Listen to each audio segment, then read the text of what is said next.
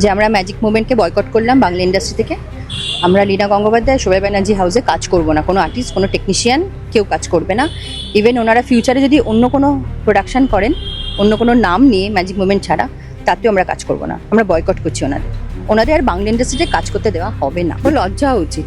একটা গরুর রচনা ফেসবুকে লিখে ছাপিয়ে সিম্প্যাথি ক্রিয়েট করছে। রাহুলদার জীবনটা আমাদের, সেটা শিক্ষা, মানে শিক্ষা দিয়ে গেল আমাদের ছেলেটা, যে তোমরা এক হয়ে সব কিছু প্রোটোকল মেনে কাজ করো। কারণ জীবন তো চলে গেলে আর ফিরিয়ে আনা যায় না। একটা মানুষের তো একজনের ছেলেই চলে গেল, একজনের হাজব্যান্ড, একজনের বাবা, একজনের ছেলে চলে গেল, তো ও বলতে পারতো না? পারিনি, বলেনি। ওই যে বললাম, দম্ভ, মানুষের দম্ভ মানুষকে অনেক ওপরে তোলে আর একদম মাটিতে নামিয়ে দেয়। আজ লীলা গাঙ্গুলি সেটা ডিজার্ভ করে, এই মাটিতে নামানো। কিন্তু তোমার ভুলে যদি একটা মানুষের জীবন চলে যায়, সেখানে কোনো ক্ষমা নেই, সেখানে কোনো ক্ষমা নেই। আমরা দেখলাম মঙ্গলবার সকাল থেকে টলিপাড়ায় ধর্মঘট, একেবারে কাজ বন্ধ, সিজওয়ার্ক। পরবর্তীতে কি সিদ্ধান্ত হলো? আমরা কাল থেকে সবাই আবার শুটিং শুরু করছি। সিদ্ধান্ত, যেটা ফাইনাল সিদ্ধান্ত একটাই হয়েছে, যে আমরা ম্যাজিক মুভমেন্টকে বয়কট করলাম বাংলা ইন্ডাস্ট্রি থেকে। আমরা লীনা গঙ্গোপাধ্যায়, শোভা ব্যানার্জি হাউসে কাজ করব না, কোনো আর্টিস্ট, কোনো টেকনিশিয়ান কেউ কাজ করবে না। ইভেন ওনারা ফিউচারে যদি অন্য কোনো প্রোডাকশন করেন, অন্য কোনো নাম নিয়ে ম্যাজিক মুভমেন্ট ছাড়া, তাতেও আমরা কাজ করব না। আমরা বয়কট করছি ওনাদের আর বাংলা ইন্ডাস্ট্রিতে কাজ করতে দেওয়া হবে না, এটাই সিদ্ধান্ত।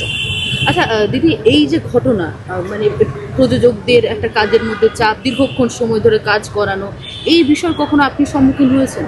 হ্যাঁ, মানে দেখো, আমরা তো আগে ডে নাইট বা 14 ঘন্টার বেশি কাজ হতো, অনেক কিছুই হতো। কিন্তু কোভিডের পর একটা সিস্টেম হয়েছে যে আমরা 14 ঘন্টা বা 10 ঘন্টা, কিছু কিছু হাউস 10 ঘন্টা কাজ করে, তার বেশি কাজ করব না। নাইট শুটিং করব না, যদি করতে হয় আর্টিস্ট ফোরামের স্পেশাল পারমিশন নিতে হবে, 4টে কি 5টা নাইট শুটিং। এইগুলো আমরা তো শুরু করেছি অনেক দিন ধরে, সবাই সেটা মেনটেন করে।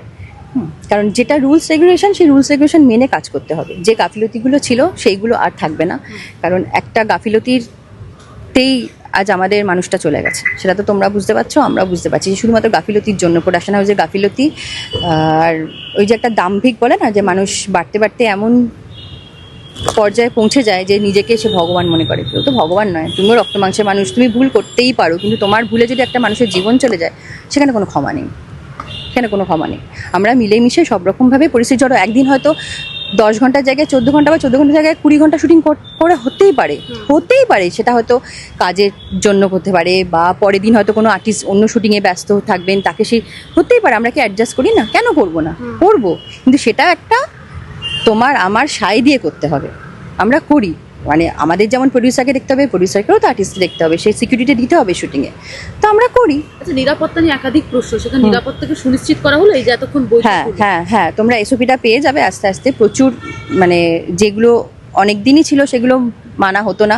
সেখানে শুধুমাত্র প্রোডাকশানের ফল্ট নয়, আর্টিস্টদেরও ফল্ট আছে। আমরাও অনেক সময় দায়সারাভাবে কাজ করি, সেগুলো আবার মানতে হবে। কারণ ওই যে বললাম, একটা শিক্ষা খুব দরকার। রাহুলদার জীবনটা আমাদের, সেটা শিক্ষা, মানে শিক্ষা দিয়ে গেল আমাদের ছেলেটা, যে তোমরা এক হয়ে সব কিছু প্রোটোকল মেনে কাজ করো। কারণ জীবন তো চলে গেলে আর ফিরিয়ে আনা যায় না, সেটাই হচ্ছে কথা। লীনা গঙ্গোপাধ্যায় সেভাবে কোনো প্রতিক্রিয়া না পাওয়া গেল, তার ছেলে একটি পোস্ট করেছেন ফেসবুকে, আমরা দেখলাম, এবং সেখানে রাহুল থেকে প্রিয়াঙ্কা সব প্রত্যেকের নিয়ে তিনি লিখেছেন। কি বলবেন?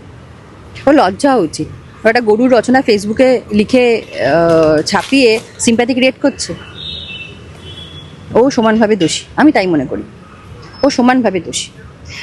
ও বলতে পারতো না?